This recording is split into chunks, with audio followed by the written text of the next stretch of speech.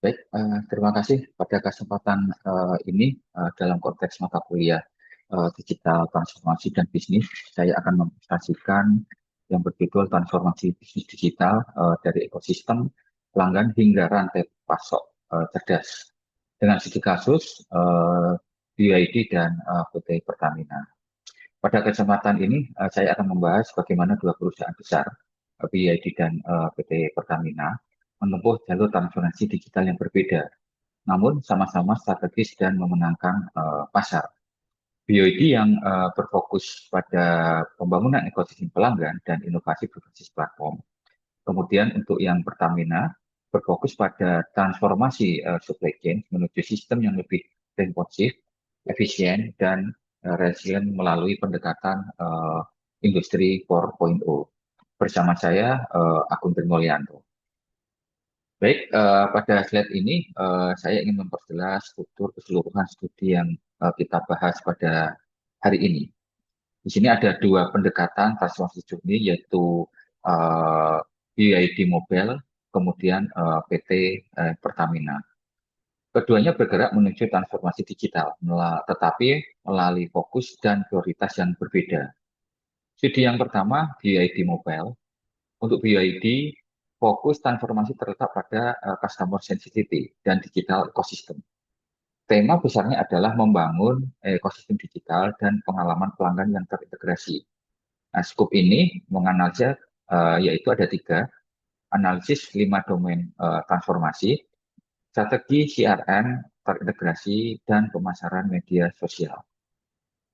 Kunci yang ingin saya tekankan adalah pergeseran dari sekedar, bukan hanya dari sekedar penjualan produk menuju complete mobility solution, yang artinya BYD tidak lagi menjual mobil, tetapi solusi mobilitas berbasis platform dan data.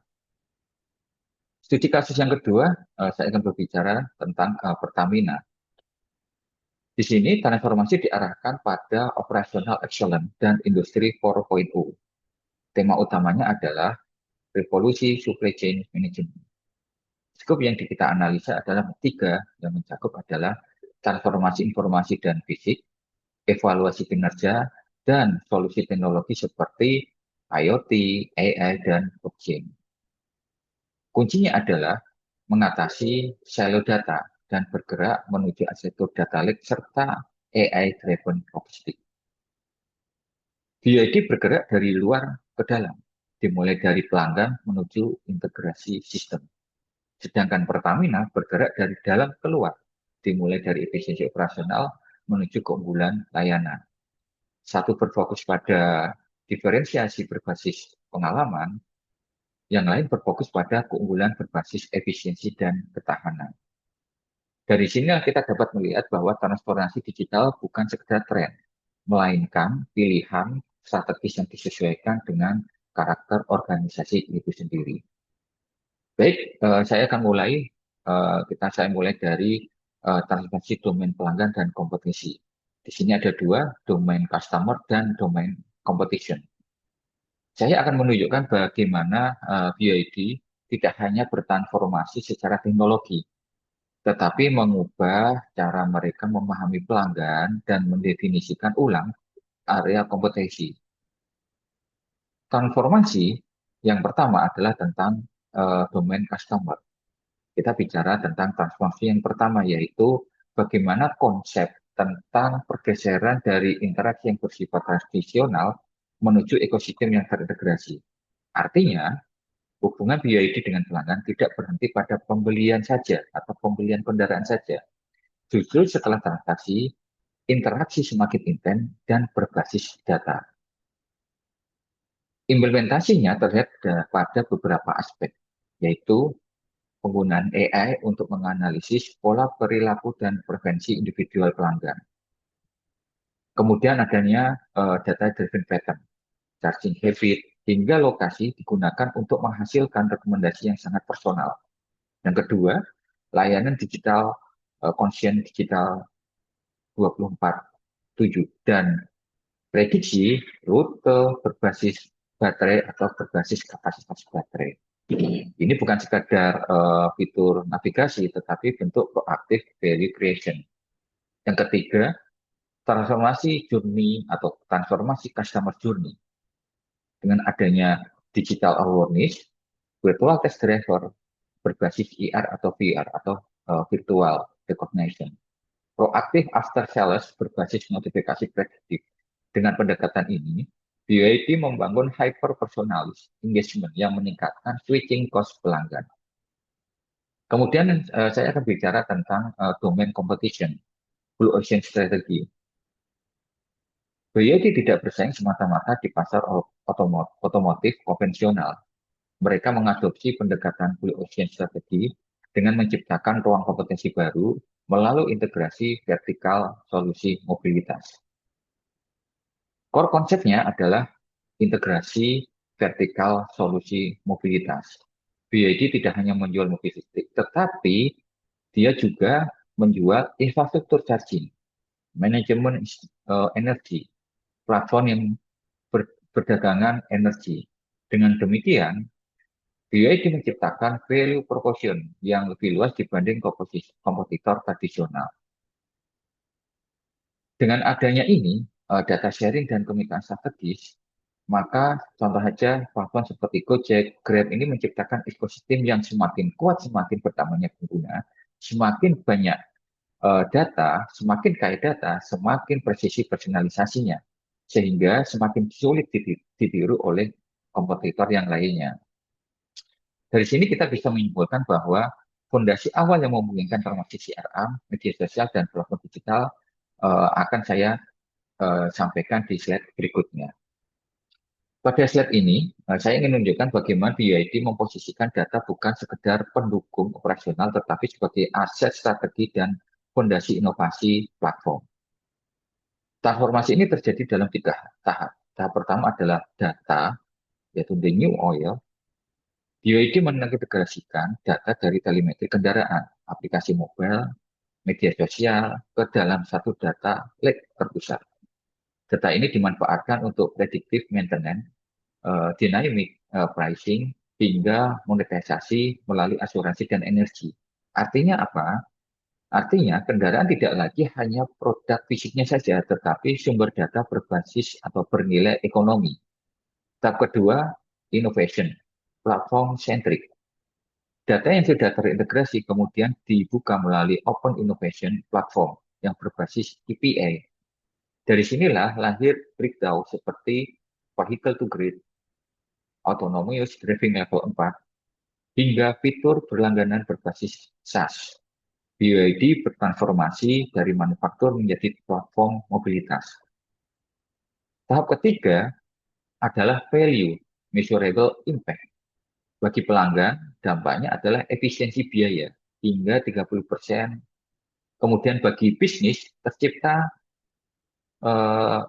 recurring revenue dan peningkatan brand equity. Semua diukur melalui metrik seperti NPS, CLV, dan RODI. Jadi inti dari transformasi ini adalah sederhana, namun strategis, yaitu data, platform, dan value. Dan disinilah BYD membangun keunggulan kompetitif jangka panjang. Di sini saya akan menjelaskan tentang strategi CRM terintegrasi melalui 4 pilar manajemen hubungan antar pelanggan. Setelah kita membahas slide tadi tentang transformasi domain pelanggan dan kompetisi, di sini saya akan menjelaskan ke level berikutnya, yaitu bagaimana BYD menerjemahkan customer centricity menjadi sistem CRM yang terintegrasi. Pendekatan yang digunakan mengacu pada 4 pilar utama CRM, yaitu operasional, analytical, kolaboratif, dan strategi CRM. Keempatnya ini tidak berdiri sendiri, tetapi membentuk arsitektur hubungan pelanggan yang menyeluruh. Kita bicara yang pilar pertama, yaitu operasional CRM, yang berfokus pada efisiensi proses frontline melalui otomatisasi. Di sisi sales, BYD menerapkan lead scoring otomatis berbasis data berperilaku digital. Yang kedua adalah segmentasi melalui analytical CRM. BYD menggunakan segmentasi RVM, regency frekuensi monetary, untuk memahami nilai pelanggan secara granular. Lebih lanjut, mereka atau BID menerapkan Hume prediction berbasis machine learning untuk mengidentifikasi pelanggan yang berisiko pindah. Dengan insight ini, perusahaan tidak lagi bersifat reaktif, tetapi mampu melakukan intervensi preventif sebelum pelanggan benar-benar pindah atau benar-benar jauh. Inilah transformasi data menjadi intelijensi. Kemudian kita pindah ke collaborative CRM atau coordination. Pilar ketiga ini adalah banyak perusahaan terdapat silo antar departemen dan jaringan mitra. BID mengintegrasikan data pelanggan dengan jaringan dealer dan service partner sehingga tercipta Unified Customer View. Artinya, ketika pelanggan datang ke dealer manapun, seluruh histori interaksi sudah tersedia secara real time. Hasilnya adalah koordinasi lintas departemen yang seamless dan pengalaman pelanggan yang sangat-sangat konsisten. Kemudian kita bicara tentang strategi CRM-nya, retention-nya. BID menerapkan program loyalitas berjenjang. Ada silver, gold, dan platinum. Nah, ini untuk menciptakan aspirasional value itu sendiri. Yang menariknya adalah adanya insentif tidak hanya berbasis pembelian, tetapi juga mempunyai perilaku seperti eco-driving dan partisipasi komunitas. Dengan demikian, loyalitas dibangun bukan hanya melalui transaksi, tetapi melalui share value dan engagement. Pada slide kali ini, saya ingin menunjukkan bagaimana strategi CRM tidak berhenti pada konsep, tetapi menerjemahkan atau diterjemahkan ke dalam dashboard yang terintegrasi dan actionable. Kita mulai dari executive view. Di level manajemen, yang dilihat bukan aktivitas, tetapi metrik strategis. Lifetime, value, CAC, dan jump rate. NPS yang berbasis menunjukkan loyalitas kuat. Sementara CLV method membantu eksekutif memahami nilai jangka panjang setiap segmen pelanggan. Ini adalah dashboard untuk pengambilan keputusan strategis. Berikutnya adalah operasional view. Di level operasional, fokusnya pada pipeline, hot lead, status negosiasi, hingga countdown SLA atau Settle Level Agreement untuk tiket services. Artinya apa? Artinya tim sales dan service tidak bekerja berdasarkan intuisi, tetapi berbasis data real time. Kemudian ke customer at view. Di sisi pelanggan, dashboard menampilkan status baterai, health kendaraan, jadwal maintenance, hingga reward royalty. Ini menciptakan transparansi dan meningkatkan trust kepada pelanggan. Dengan adanya trust ini, pelanggan akan merasa terkontrol dan terinformasikan. Secara arsitektur, sistem ini dibangun menggunakan Python microservices dengan machine learning seperti Scikit Learn untuk analitik dan React sebagai interface interaktifnya. Intinya, dashboard CRM ini mengintegrasikan strategi, operasional, dan pengalaman pelanggan dalam satu sistem terpadu. Bukan sekedar visualisasi data, tetapi pusat kendali hubungan dengan pelanggan. Pada ini, transformasi BID tidak lagi hanya berbicara tentang produk atau teknologi saja, tetapi tentang bagaimana membangun hubungan digital yang berkelanjutan melalui media sosial dan komunitas. Strategi ini dibangun dalam 3 lapisan utama. Yang pertama adalah konten pilar di Instagram dan TikTok. Kemudian yang kedua adalah engagement strategi berbasis gamifikasi. BID menjalankan kampanye seperti hashtag MyBIDJourney dan BID Eco Challenge untuk mendukung user-generate content.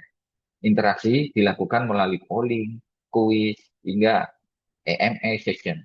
Yang menariknya adalah target ekosistem ini diterapkan berdasarkan atau ditargetkan maksimal 2 jam. Ini menunjukkan komitmen yang real-time engagement. Kemudian yang ketiga, adanya loyalty dan advokasi. Aktivitas sosial terintegrasi dengan CRM melalui social point. Misalkan share point dengan nilai katakanlah 50 poin. Komunitas seperti BYD Owner Club menjadi ruang eksklusif untuk membangun trust dan peer influence. Ditambah program referral. Follower secara bertahap berubah menjadi brand advocate. Intinya, strategi ini mengubah media sosial dari sekedar kanal promosi menjadi mesin pertumbuhan berbasis komunitas. Engagement tidak berhenti di like and view aja, tetapi diarahkan menjadi loyalitas dan advokasi. Nah, di sini saya akan bicara tentang studi kasus di PT Pertamina Persero tentang transformasi informasi.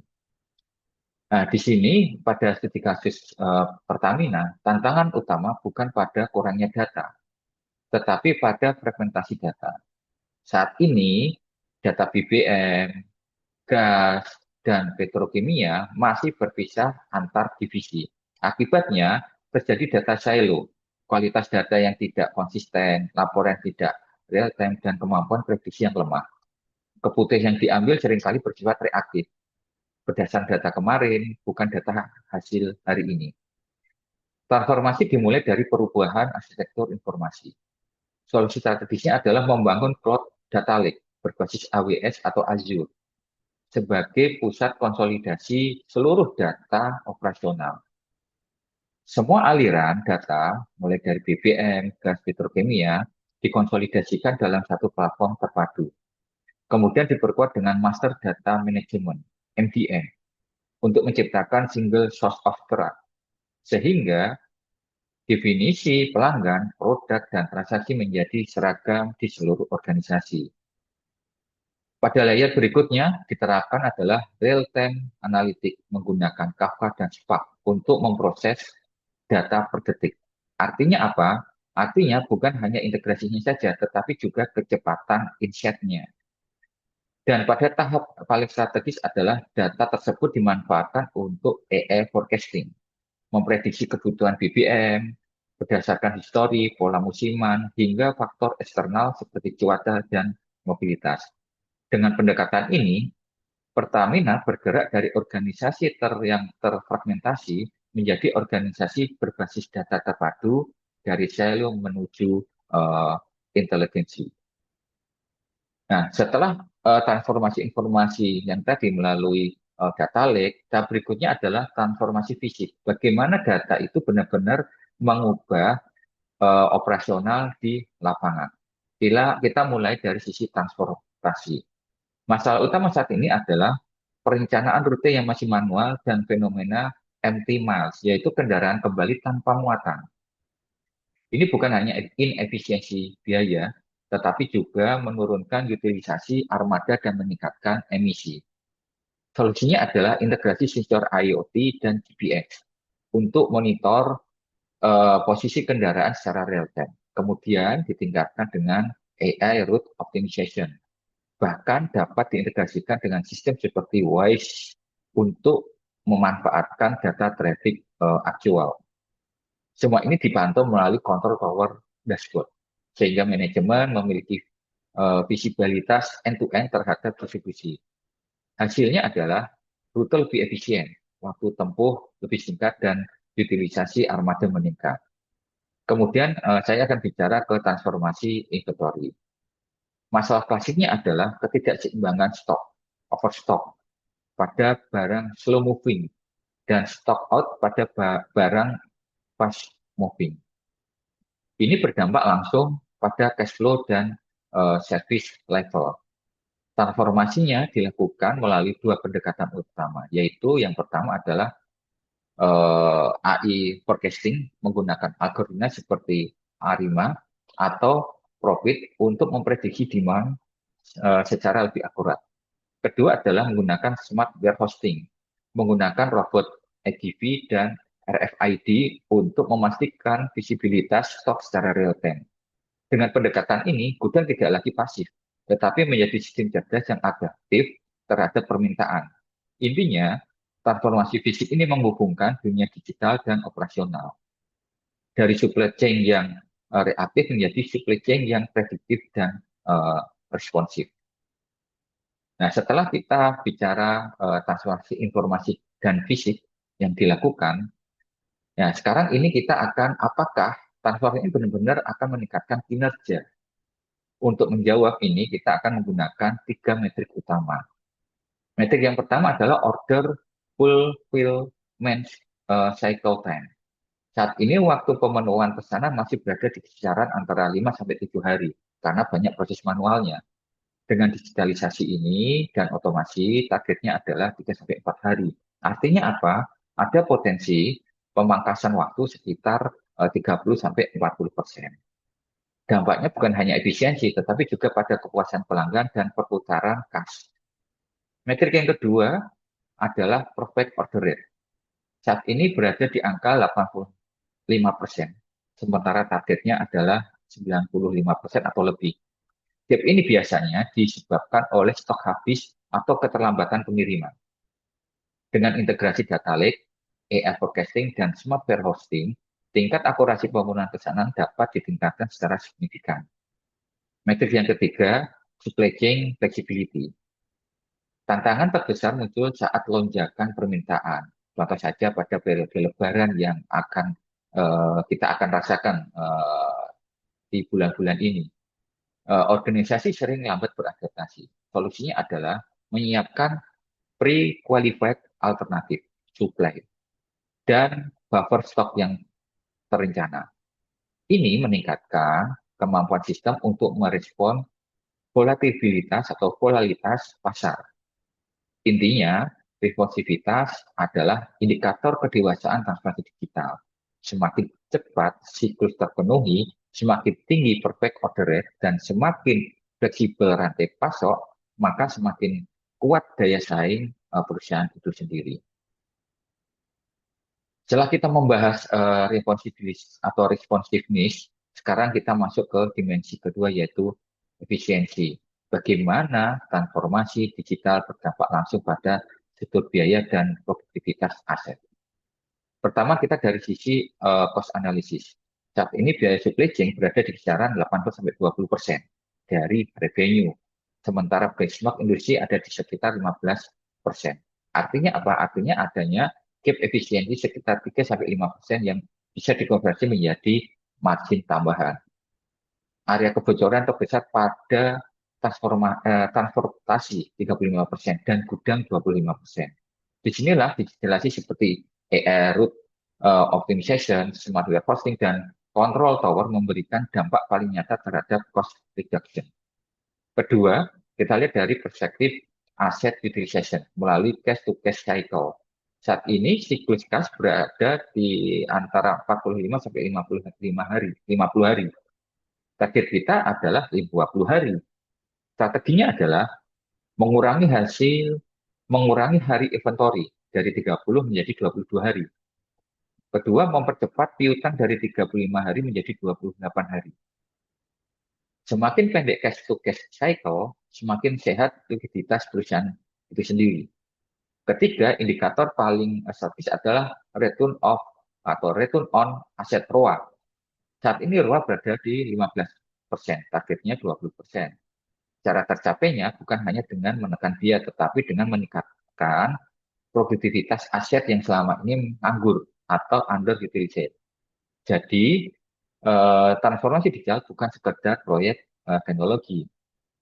Disinilah target transformasi bertemu langsung dengan shareholder value. Pada tahap ini, slide ini kita masuk ke inti dari industri 4.0 pada PT Pertamina Persero, yaitu kemampuan sistem untuk merasakan dan berpikir. Bagian pertama adalah tentang sensing, IoT. IoT memungkinkan aset fisik terhubung secara real-time. Contohnya, sensor level tangki dengan akurasi kurang lebih 0,1%. Telematik pada truk distribusi hingga sensor kebocoran pipa. Dengan data real-time ini, perusahaan tidak lagi menunggu kerusakan terjadi. Kita beralih dari reactive maintenance menjadi predictive maintenance. Dampaknya sangat-sangat signifikan. ROI yang dihasilkan bisa menghemat biaya maintenance sebesar 20-25%. Selain itu, downtime berkurang, resiko kehilangan produk menurun, dan keamanan operasional meningkat.